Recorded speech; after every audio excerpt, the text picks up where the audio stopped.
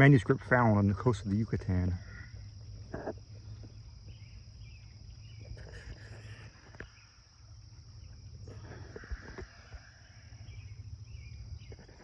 On August 20th, 1917, I, Karl Heinrich Graf von Altberg Einrenstein, Lieutenant Commander in the Imperial German Navy and in charge of the submarine U-29,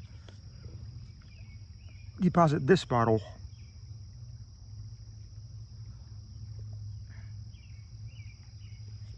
and record in the Atlantic Ocean at a point to me unknown, but probably about north latitude 20 degrees by west longitude 35 degrees, where my ship lies disabled on this ocean floor.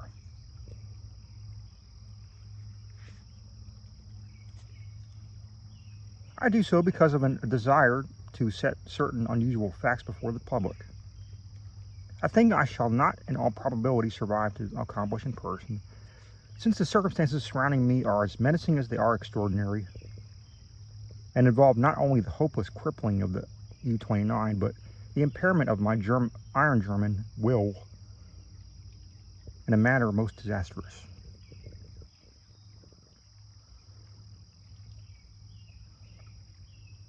On the afternoon of June 18th, as reported by wireless to the U-61, bound for Kiel, we torpedoed the British freighter Victory, New York to Liverpool, in north latitude 45 degrees 16 by west longitude 28 degrees 34, permitting the crew to leave in boats in order to obtain the good cinema view for their Admiralty records. The ship sank quite picturesquely, bow first,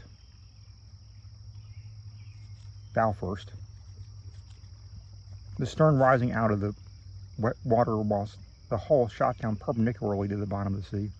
Our camera missed nothing, and I regret that so fine a reel of film should never reach Berlin. After that, we sank the lifeboats with our guns and submerged. When we rose to the surface about sunset, a seaman's body was found on the deck, hands gripping the railing in curious fashion. The poor fellow was young, rather dark, and very handsome, probably an Italian or Greek, and undoubtedly of the Victory's crew. He had evidently sought refuge on the very ship which had been forced to destroy his own. One more victim of the unjust war of aggression which the English pig dogs are waging upon the fatherland. Our men searched him for souvenirs and found in his coat pocket a very odd bit of ivory carved to represent a youth's head, crowned with laurel. My fellow officer, Lieutenant Clenzy, believed that the thing was of great age and artistic value, so took it from the men for himself. How had it ever come in possession of a common sailor, nor either he nor I could imagine.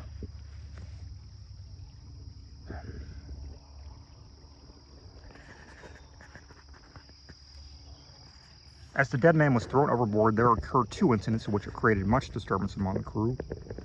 The fellow's eyes had been closed, but in the dragging of his body to the rail, they were jarred open, and many seemed to entertain a queer delusion that they gazed steadily and mockingly at Schmidt and Zimmer, who were bent over the corpse. The boatswain Mueller,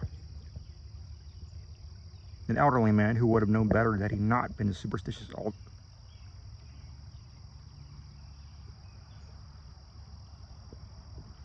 Alsatian swine, became so excited by this impression that he watched the body in the water and swore that after it sank a little, it drew its limbs into a swimming position and sped away to the south under the waves. Clenzy and I did not like these displays of peasant ignorance and severely reprimanded the men, particularly Mueller. The next day, a very troublesome situation was created by the indisposition of some of the crew.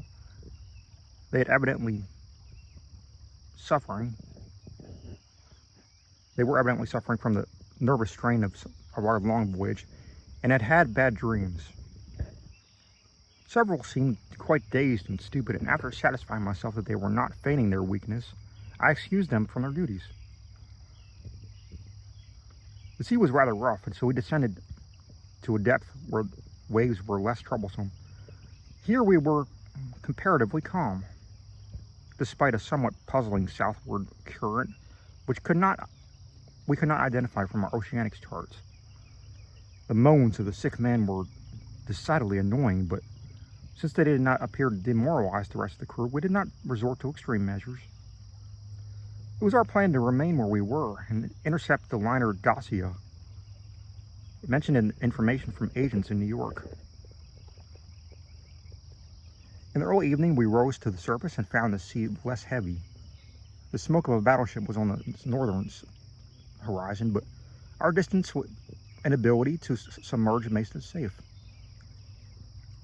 What worried us more was the talk of the boatswain Mueller, which grew wild as the night came on. He was in a detestably childish state and babbled in some of illusions of dead bodies drifting past the undersea portholes.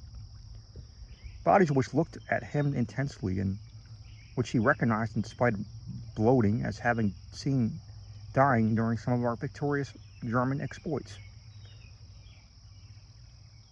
And he said that the young man we found and tossed overboard was their leader. This was very gruesome and abnormal, so we confined Mueller in irons and had him soundly whipped. The men were not pleased at his punishment, but discipline was necessary. We also denied the request of a delegation headed by Seaman Zimmer that the curious carved ivory had be cast into the sea. On June 20th, Seaman Bohm and Schmidt, who had been ill the day before, became violently insane. I regretted that no physician was included in our complement of officers, since German lives are precious, but the constant raving of these two concerning a terrible curse were most subversive of discipline, so drastic steps were taken.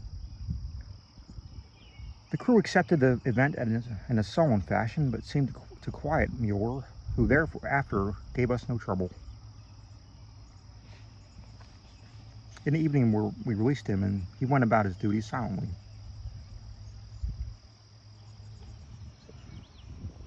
In the week that followed, we were all very nervous, watching for the Dacia. The tension was aggravated by the disappearance of Mueller and Zimmer, who undoubtedly committed suicide as a result of the fears which had seemed to harass them, though they were not observed in the act of jumping overboard. And I was rather glad to be rid of Mueller, for even his silence had unfavorably affected the crew. Everyone seemed inclined to be silent now, as though holding a secret fear.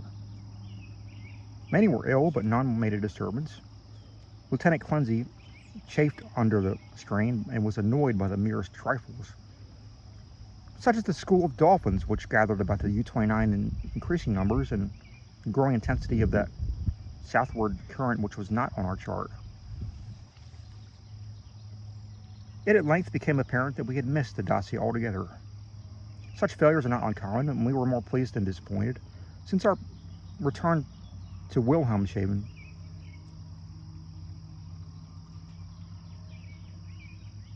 was now in order.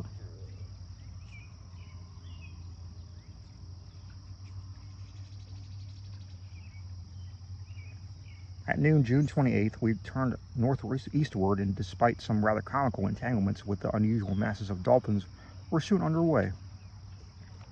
The explosion in the engine room at 2 p.m. was wholly a surprise. No defect in the machinery or carelessness in the men had been noticed. Yet without warning, the ship was racked from end to end with a colossal shock. Lieutenant Clenzy hurried to the engine room, finding the fuel tank and most of the mechanism shattered, and engineers Rabb and Schneider instantly killed.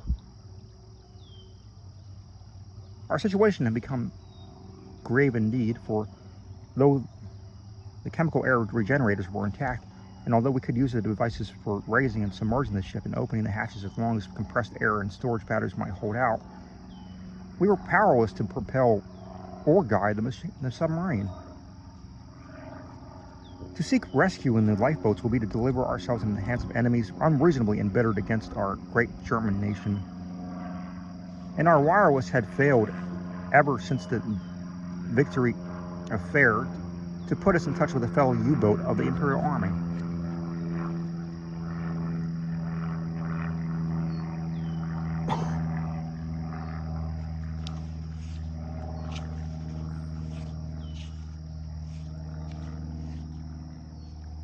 From the hour of the accident till July 2nd, we drifted constantly to the south, almost without plans and encountering no vessel. Dolphins still encircled the U-29, somewhat remarkable circumstance considering the distance we had covered. On the morning of July 2nd, we sighted a warship flying American colors. The men became very restless in their desire to surrender. Finally, Lieutenant Quincy had to shoot a seaman named Traub, who urged this un-German act with especial violence. This quieted the crew for the time, and we submerged unseen. The next afternoon, a dense flock of seabirds appeared from the south, and the ocean began to heave ominously. Closing our hatches, we awaited developments until we realized that we either must submerge or be swamped in the mounting waves. Our air pressure and electricity were diminishing, and we wished to avoid all unnecessary use of our slender mechanical resources, but in this case there was no choice. We did not descend far, and when after several hours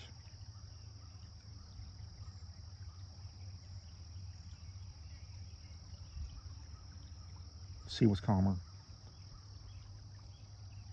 we decided to return to the surface. Here, however, a new trouble developed, for the ship failed to respond to our direction in spite of all that mechanics could do. As the men grew more frightened at this undersea imprisonment, some of them began to mutter again about Lieutenant Clincy's ivory image, but the sight of an automatic pistol calmed them. We kept the poor devils as busy as we could, tinkering about the machinery, and even when we knew it was useless. Quincy and I usually slept at different times. It was during my sleep about 5 a.m., July 4th, the general mutiny broke loose. The 6 remaining pigs of seamen, suspecting that we were lost, had suddenly burst into mad fury at our refusal to surrender the Yankee battleship 2 days before, and were in delirium of cursing and destruction. They roared like the animals they were, and broke instruments and furniture indiscriminately, screaming about such nonsense as the curses of the ivory image and the dark, dead youth, who looked at them and swam away. Lieutenant Clincy seemed paralyzed and inefficient, as one might expect of a soft, womanish Rhinelander. I shot all 6 men, 4 was necessary, and made sure that none of them remained alive. We expelled the bodies through the double hatches and were alone in the U-29. Quincy seemed very nervous and drank heavily. It was decided that we remain alive as long as possible, using the large stock of provisions and chemical supply of oxygen, none of which had suffered from the crazy antics of those swine-hound seamen. Our compasses, depth gauges, and other delicate instruments were ruined, so that henceforth our only reckoning would be guesswork, based on our watches, the calendar, and our apparent drift, as judged by any objects we might spy through the portholes or from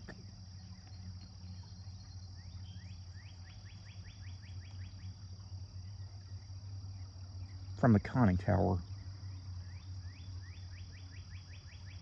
Fortunately, we had storage batteries still capable of long use, both for interior lighting and for the searchlight.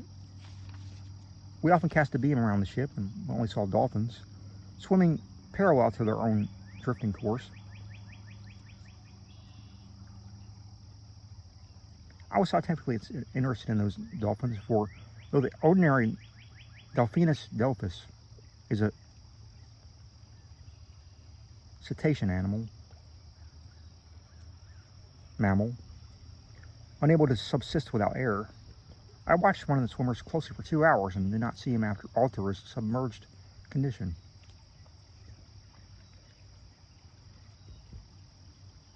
With the passage of time, Clumsy and I decided that we were still drifting south, meanwhile sinking deeper and deeper. We noted the marine fauna and flora, and read much of the subject of the books I carried with me for spare moments. I could not help observing, however, in the inferior scientific knowledge of my companion. His mind was no Prussian, but given to imaginings and speculations which have no value. The fact of our coming death affected him curiously, and he would frequently pray in remorse over the men, women, and children we had sent to the bottom, forgetting that all the things that are noble would serve the German state. After a time, he became noticeably unbalanced, gazing for hours at his ivory image and weaving fanciful things, stories of the lost and forgotten things under the sea. Sometimes as a psychological experiment, I would lead him on in these wanderings and listen to his endless poetical quotations and tales of sunken ships. I was very sorry for him, for I disliked to see a German suffer, but he was not a good man to die with. For myself, I was proud, knowing how the fatherland would revere my memory and how my sons would be taught to be men like me. On August 9th, we espied the ocean floor and sent a powerful beam from the searchlight over it. It was a vast undulating plain, mostly covered with seaweed and strewn with the shells of small mollusks. Here and there were slimy objects of puzzling contour, draped with weeds and encrusted with barnacles, which Clancy declared must be ancient ships lying in their graves. He was puzzled by one thing: a peak of solid matter protruding above the ocean bed nearly 4 feet at its apex, about 2 feet thick, with flat sides and smooth upper surfaces which met at a very obtuse angle.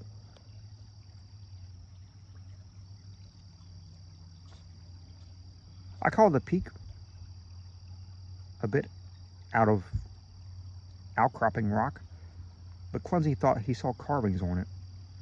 After a while he began to shudder and turned away from the scene as if frightened, yet could give no explanation save that he was overcome with the vastness, darkness, remoteness, antiquity, and mystery of the oceanic abysses. His mind was tired, but I am always a German, and was quick to notice two things: that the U-29 was standing the deep sea pressure splendidly, and that the peculiar dolphins were still about us, even at a depth where the existence of high organisms is considered impossible by most naturalists. That I had previously overestimated our depth, I was sure, but nonetheless we must still be deep enough to make these phenomena remarkable.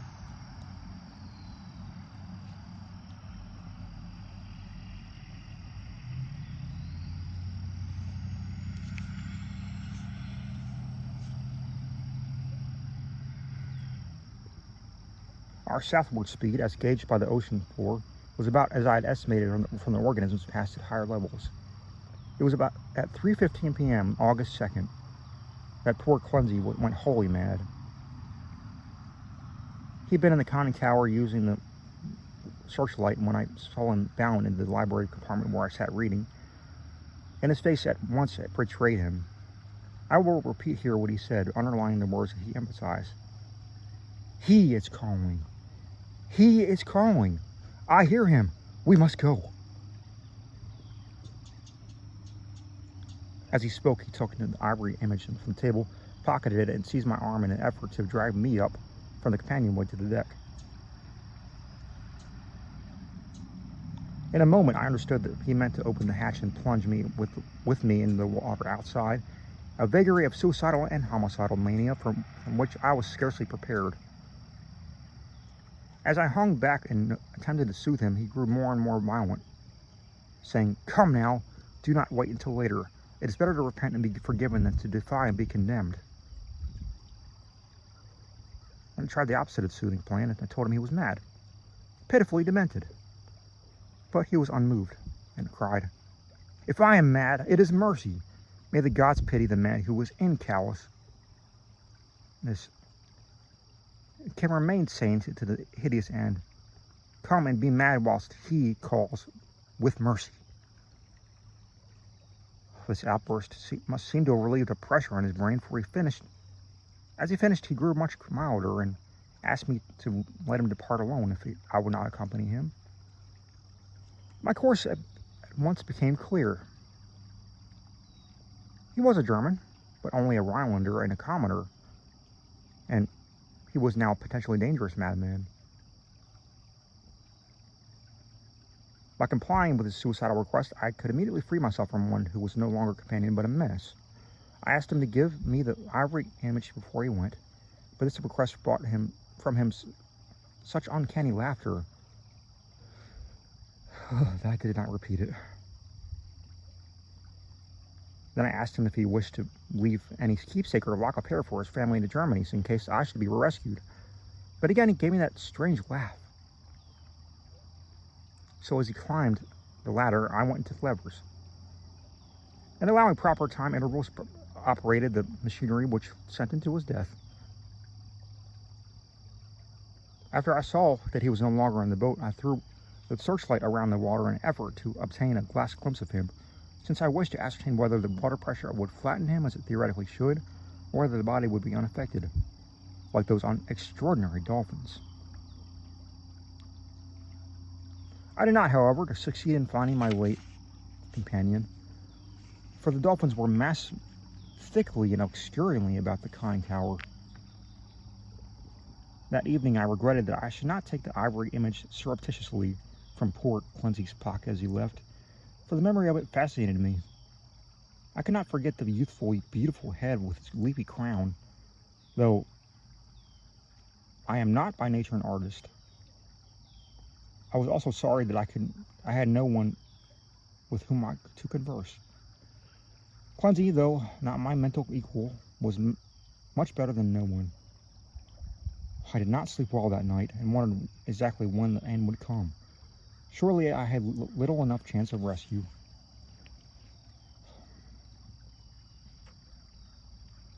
The next day I ascended to the conning tower and commenced the customary searchlight explorations. Northward, the view was much the same as it had been all the 4 days we had sighted the bottom, but I perceived that the drifting of the U-29 was less rapid. As I swung the beam around to the south and noticed the ocean floor ahead fell away in a marked declivity and bore curiously regular blocks of stone in certain places, disposed as if in accordance with the definite patterns. The boat did not at once descend to match the greater ocean depth, so I was forced to adjust the searchlight and to cast a sharply downward beam. Owing to the abruptness of the change, a wire was disconnected, which necessitated a delay of many minutes for repairs, but at length the light that streamed on, flooding the marine valley below me. I'm not given to emotion of any kind, but my amazement was very great when I saw what lay revealed in that electric glow.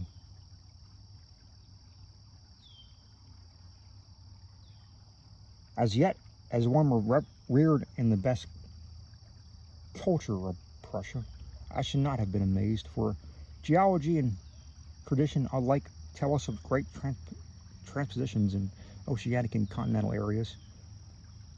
What I saw was an extended and elaborate array of ruined edifices, all of magnificent though unclassified architecture and in various stages of preservation. Most appeared to be of marble, gleaming whitely in the rays of the searchlight, and the general plan was of a large city at the bottom of a narrow valley.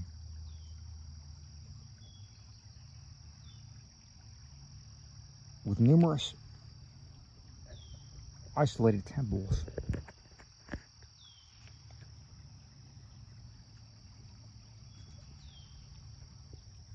and villas on the steep slopes above. Roofs were fallen and columns were broken, but there still remained an air of immemorably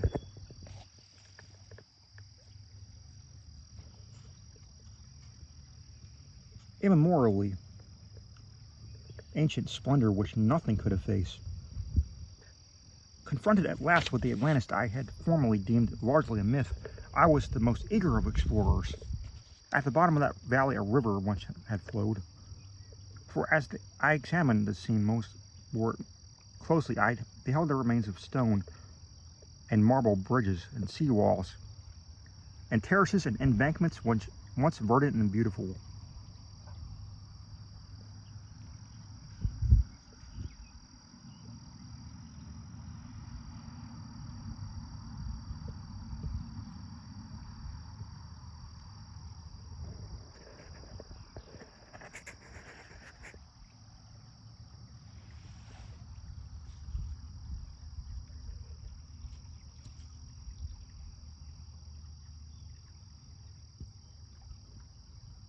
In my enthusiasm, I became nearly as idiotic and sentimental as poor Clumsy, and was very tardy in noticing that the southward current had ceased at last, allowing the U-29 to settle slowly down upon the sunken city as an aeroplane settles upon a town of the upper earth. I was slow, too, in realizing that the school of unusual dolphins had vanished. In about 2 hours, the boat rested in a paved plaza close to the rocky wall of the valley. On one side, I could see the entire city as it sloped from the plaza down the old river bank. On the other side, in startling proximity,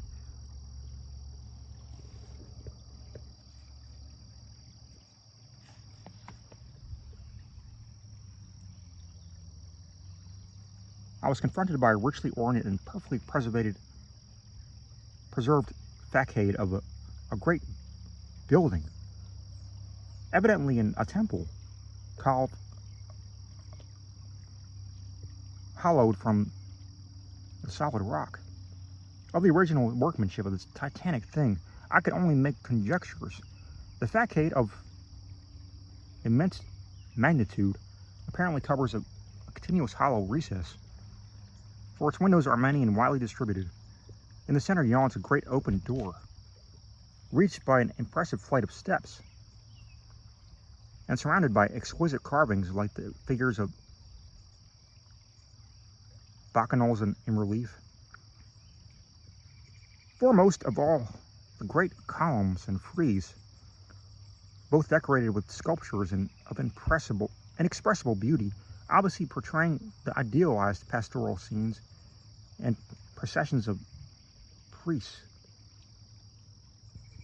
and priestesses bearing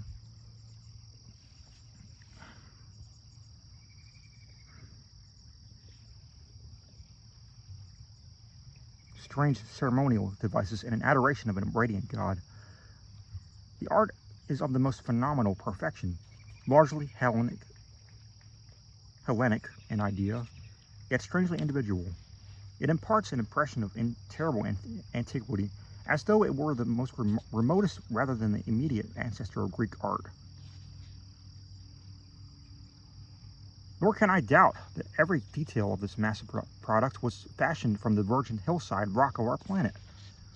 It is palpably a part of the valley wall, though how the vast interior was ever excavated, I cannot imagine.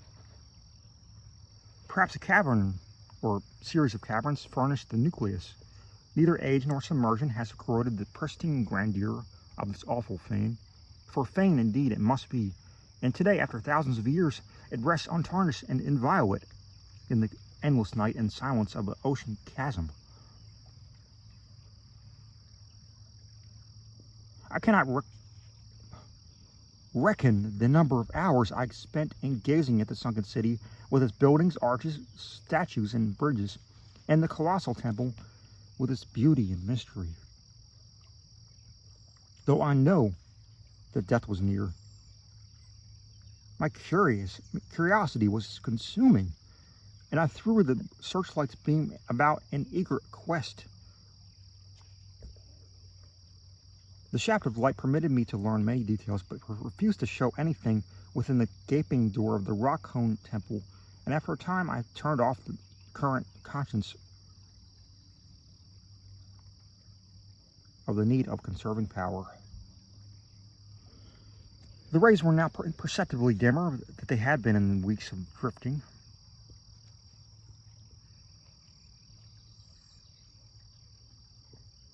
And as if sharpened by the coming deprivation of light, my desire to explore the watery secrets grew. I, a German, should be the first to tread these eon-forgotten ways. I produced and examined a deep-sea diving suit of jointed metal and experimented with a portable light and air regenerator. Though I should have trouble in managing the double hatches alone, I believed I could overcome all obstacles with my scientific skill and actually walk about the dead city in person.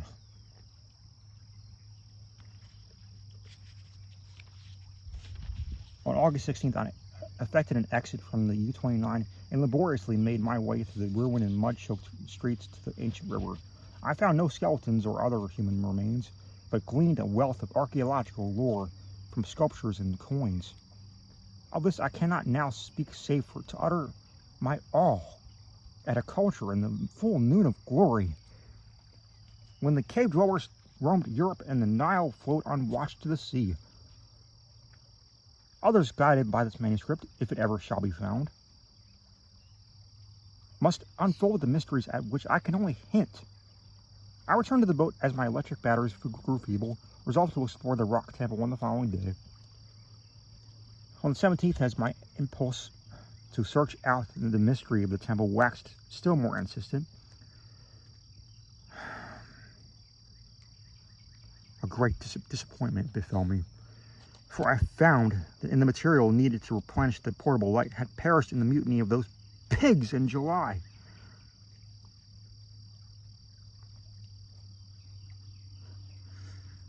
My rage was unbounded. Yet my German sense forbade me to venture unprepared into an utterly black interior which might prove the lair of some indescribable marine monster or a labyrinth of passages from whose windings I could never extricate myself. All I could do was to turn on the waning searchlight of the U-29 and with its aid walk up the temple steps and study the exterior carvings. The shaft of light entered the door at an upward angle, and I peered in to see if I could glimpse anything, but all in vain. Not even the roof was visible, and though I took a step or two inside after testing the floor with a staff, I dared not go farther. Moreover, for the first time in my life, I experienced the emotion of dread.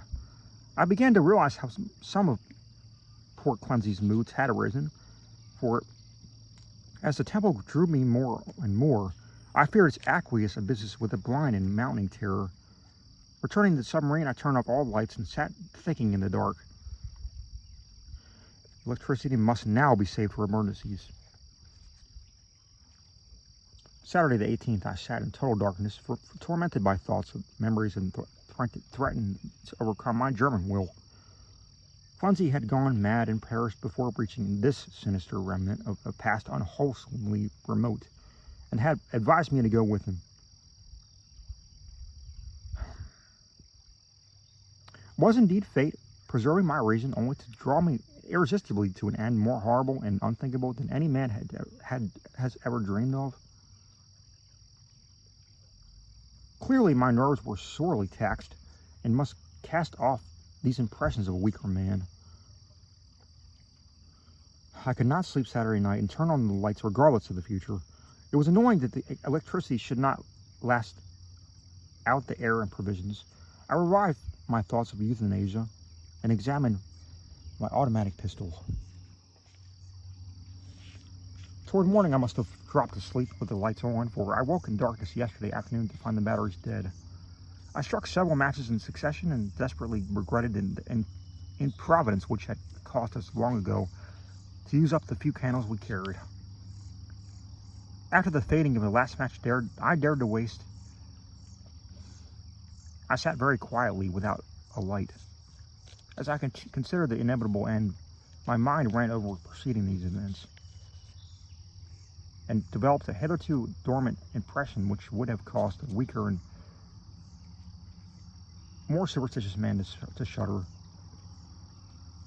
The head of the radiant god, the sculptures on all the rock temple, is the same as that carven bit of ivory which the dead sailor brought from the sea, and which poor Clumsy carried back into the sea. I was a little dazed by this coincidence, but did not become terrified. It is only the inferior thinker who hastens to explain the singular and complex by the primitive shortcut of supernaturalism. The coincidence was strange, but I was too sound a reasoner to connect circumstances which admit no logical connection, or to associate with any uncanny fashion the disastrous events which had led me to the Victor affair to my present plight. Feeling the need of more rest, I took a sedative and secured some more sleep. My nervous condition was reflected in my dreams, for I seemed to hear the cries of drowning persons, and to see the dead faces pressed against the portholes of the boat. And among those dead faces was the living, mocking face of the youth with the ivory image.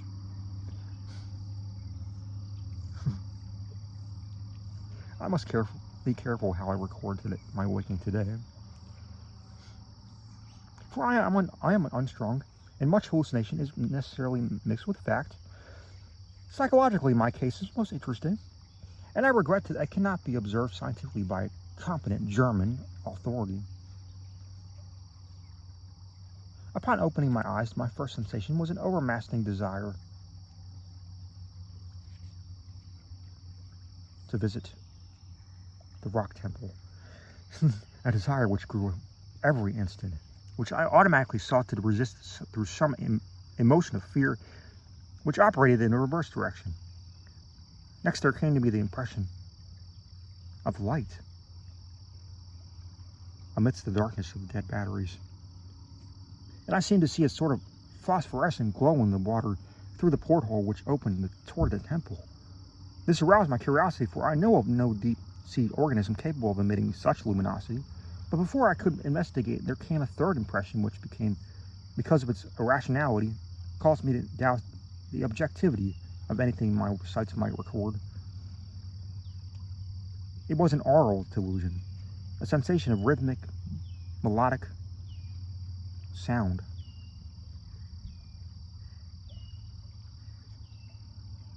As of some wild, yet beautiful chant or choral hymn.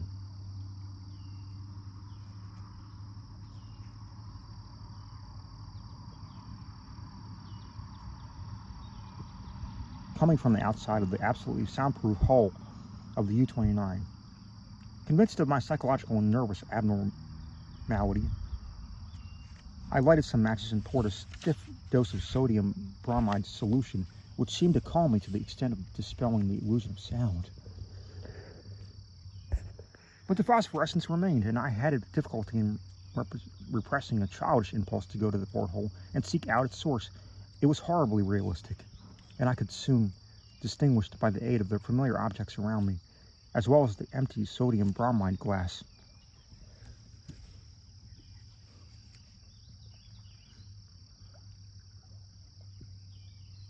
Of which I had had no formal visual impression in its present location.